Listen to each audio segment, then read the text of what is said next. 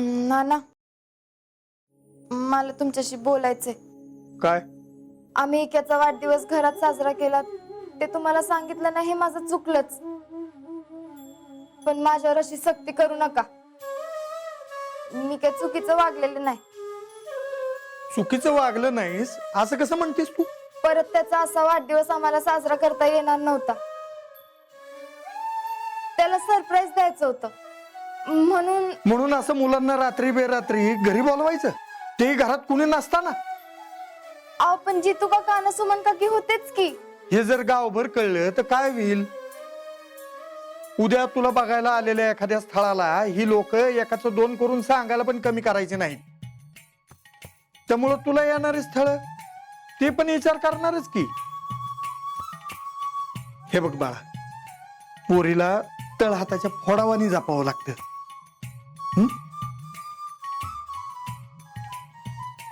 पण जितू काका आणि सुमन काकी होतेच की सेलिब्रेशनला.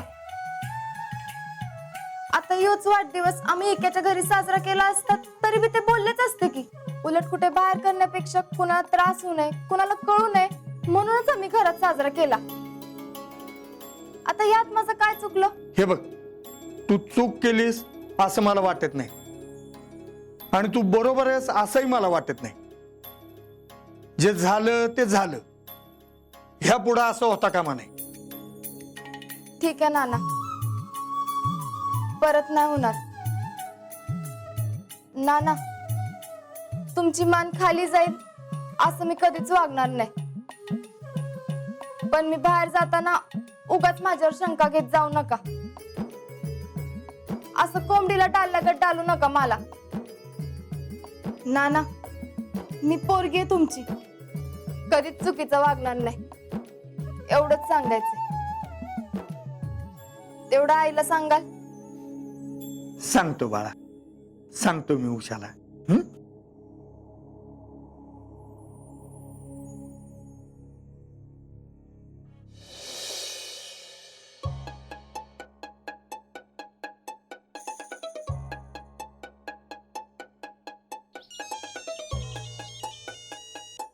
हॅलो आजा. बोल. आजा सॉरी, माझ्यामुळे आजचा प्लॅन फिसकटला. सॉरी म्हणून काय फायदा आहे? अरे माझ्या घरी लय मोठा प्रॉब्लेम झाला होता. त्या हर्षवर्धननी घरी येऊन सगळं सांगितलं पार्टीचं. ते काय आईला अजिबात आवडलं नाही, म्हणून तिने मला घराबाहेर जाऊच दिलं नाही. म्हणजे आता करातच का? नाही नाही, आता काय प्रॉब्लेम नाही.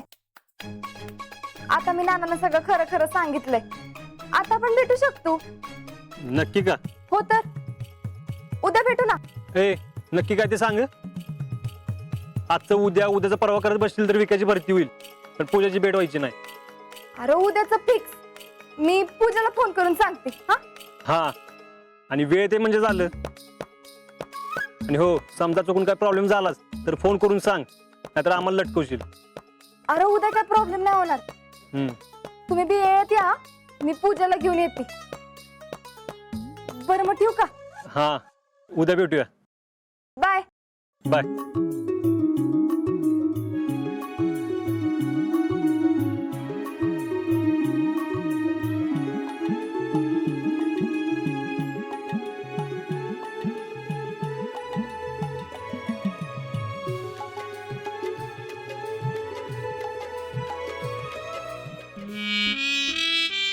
भैया, अहो जाऊ दे की भैया. अहो भैया, एवढं काय मनाला लावून घेताय? भैया, तुम्हाला थोडं माहित होतं? माहित नव्हतं. माहित करून घ्यायला पाहिजे होतं का नाही?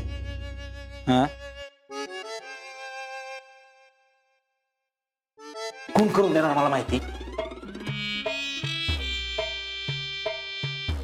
चूक झाली, लई मोठी चूक झाली. शीतलच्या घरी जाऊन आपण लई मोठी चूक केली. चूक झाली म्हणल्यावर शिक्षा फ्री मिळणारच.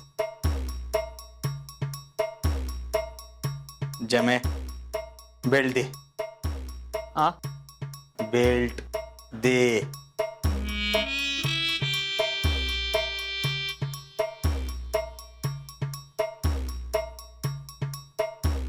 मार.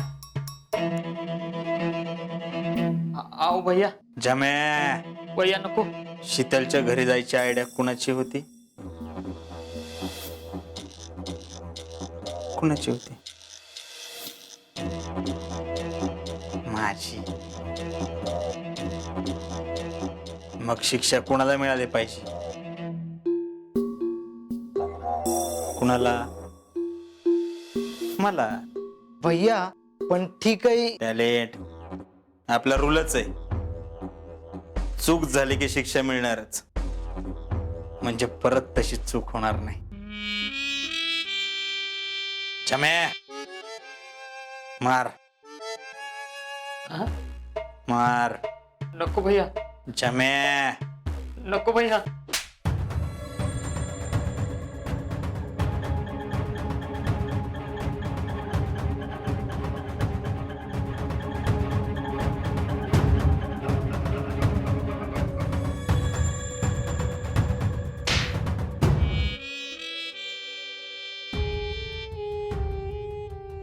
मला प्रेम कळत नाही. मला प्रेम कळत. मला कळत नाही. मला कळत नाही. अहो भैया जाऊ दे की. सुरजा थांब. मला सांग, प्रेम म्हणजे काय असतं? म्हणजे हा, प्रेम म्हणजे काय असतं? ते प्रेम म्हणजे काय असतं? काय असतं प्रेम म्हणजे? हा? जमे, मला सांग, प्रेम म्हणजे काय असतं? प्यार. अरे म्हणजे मी कुठं कमी पडलो? कुठं नाही भैया. अरे तिच्यासाठी आपण सगळ्या गावात गुलाबाची रोपं वाटली, तरी मलाच प्रेम कळत नाही. सुरजा, आपण त्या आज्याला शितलीसाठी मदत केली का नाही? केलं की. तरी हं? मला कुणाला? मला प्रेम कळत नाही. मला तिच्यासाठी, आपण तिच्यासाठी काय केलं? विक्याचा सत्कार घेतला, तिचा पण घेतला. घेतला का नाही? वय वय केला. अरे घेतलाच.